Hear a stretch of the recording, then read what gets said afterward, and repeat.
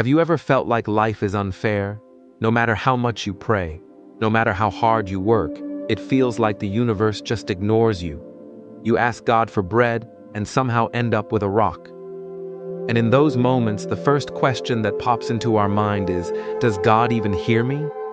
But what if those delays, those failures, those little accidents were not punishments at all? What if they were actually hidden protection? Today, let me share the story of a man who complained to God every single day until one accident changed his life forever. In a quiet village, there lived a farmer named Daniel. Now, Daniel was not a bad man. He worked hard, cared for his family, and prayed regularly. But he had one little problem. He complained about everything. If it rained, Daniel would shout, "God, why today I just washed my clothes." If the sun was too hot, he would mutter, "Oh, great God has turned the oven on again. I am the bread." The villagers often laughed, saying Daniel had a customer service hotline to heaven. But deep down, life was not easy. His land was dry, his crops weak, and many nights his family slept with half-filled stomachs. Daniel kept praying, "God, please help me. Just one good harvest, just one stroke of luck." But nothing changed. One scorching afternoon, Daniel went into the forest to gather firewood. As he was carrying the bundle, his foot slipped on a rock. Crack pain shot up his leg. His ankle twisted badly. He fell to the ground and screamed. Seriously, God, was not the empty stomach enough? You had to break my ankle too. Frustrated and in pain, he dragged himself to a nearby cave. He made a bed out of leaves, muttering all the way, "Wonderful, just wonderful, Daniel the farmer, now Daniel the limping caveman." That night he lay awake angry at God, angry at life, and angry at himself.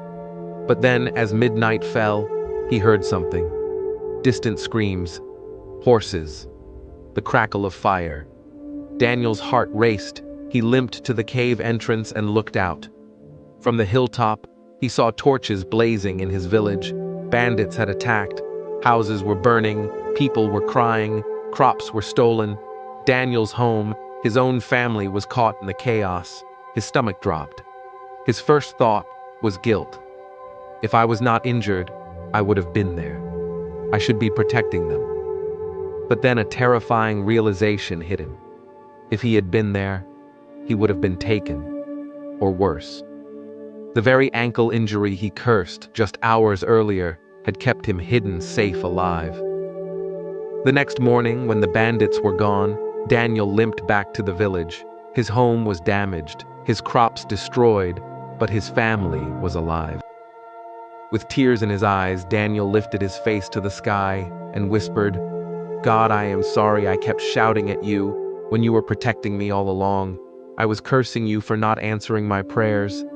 But you did not, in the way I wanted, but in the way I needed." For the first time in his life, Daniel did not complain. He smiled through the tears and said softly, "God, you are the author. I may not always like the plot, but I trust the story you are writing for me." And maybe that is the lesson for all of us. In life, we often see only the pain, the delay, the loss. We cry, we question, we feel abandoned. But what if the very storm you are cursing is the umbrella protecting you? What if the very no you are upset about is saving you for a bigger yes? Life will test your patience. It will break your plans. But in those moments, do not just ask, "Why me?" Instead ask, "What is this preparing me for?" Because hidden in every setback is a setup. Every closed door is redirection. And every unanswered prayer is an answer in disguise. So the next time you feel forgotten, remember Daniel. What looked like pain was protection. What felt like rejection was redirection. And what seemed like silence was God working louder than ever. This was today's story from Motivational Mockery, where struggles turn into strength.